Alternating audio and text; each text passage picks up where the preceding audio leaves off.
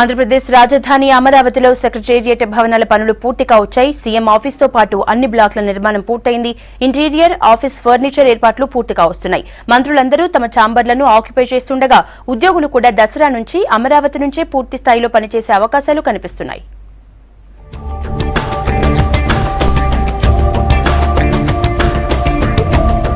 అమరావతి రాజధాని ప్రాంతం వెలగపూడిలో నిర్మాణమవుతున్న సెక్రటేరియట్ భవనాల్లో 5 బ్లాకులు పూర్తి స్థాయిలో పనిచేయడానికి సిద్ధమయ్యాయి.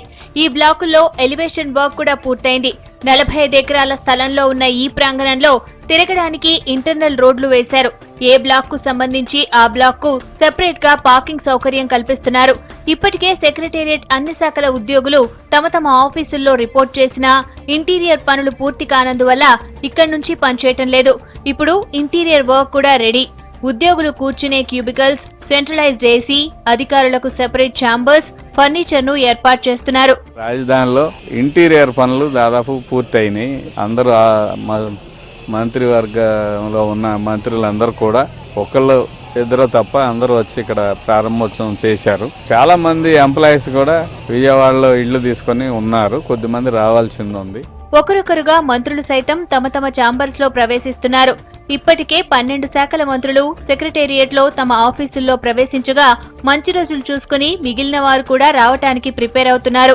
ఇలాంటి మోడర్న్ ఆఫీసులు, కార్పొరేట్ స్టైల్ ఆఫీసులు దేశంలోనే ఎక్కడా లేవని అంటున్నారు. అందరికీ అందుబాటులో ఇంటర్నెట్ సదుపాయం తేవటంతో పాటు ఇకపై పూర్తి స్థాయిలో ఈ గవర్నెన్స్ దిశగా పాలన జరిగే విధంగా ఇక్కడ ఉద్యోగులందరూ ఆన్లైన్ లోనే పనిచేసే విధానానికి తెరతీస్తున్నట్లు చెప్తున్నారు. చక్కగా బాగా కట్టారు. ఒక 3 months లోనే ఇంత బాగా కట్టారనేది మేము కూడా ఎప్పుడు ఊహించుకోలేదు. మేము ఈరోజు మా కళ్ళతో చూస్తుంటే చాలా ఆనందంగా ఉంది. మన రాష్ట్రం కూడా హైదరాబాద్ కన్నా ఎక్కువగా ఇక్కడ డెవలప్ అవుతుందనే ఒక నమ్మకం అనేది మాకు ఈరోజు కుదిరిందని ప్రతి ఒక్కరు పబ్లిక్ కూడా ఈరోజు అంటే చాలా సంతోషంగా ఉంది. మా శాఖ కానీ అన్ని శాఖల వాళ్ళు కూడా ఇక్కడే వస్తాం. వీటి నుంచి మేము పరిపాలన కూడా మేము చేస్తాం. దాదాపు మంత్రులందరూ కూడా వారి ఛాంబర్స్లో ముహూర్తాలు చేసుకోవడం జరిగింది.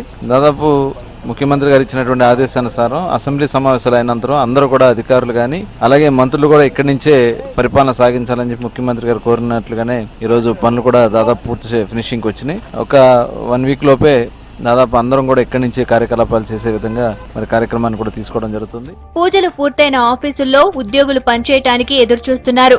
ముఖ్యమంత్రికి ఇచ్చిన హామీ మేరకు తామందరం వచ్చేస్తామని అంటున్నారు ఉద్యోగ సంఘ నాయకులు.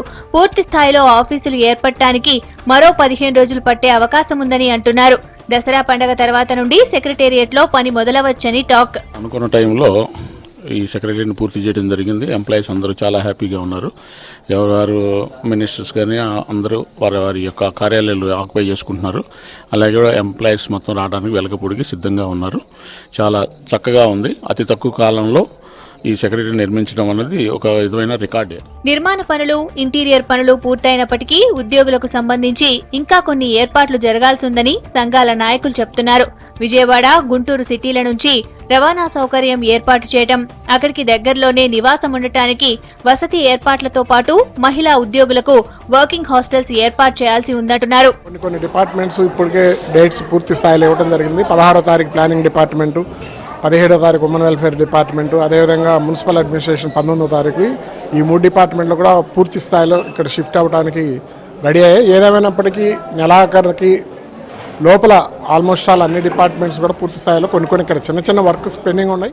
మొదట 4 బ్లాకులపై పూర్తి స్థాయి దృష్టి పెట్టిన కన్స్ట్రక్షన్ కంపెనీలు వాటితో పాటుగా 5వ బ్లాకును సైతం రెడీ చేశాయి.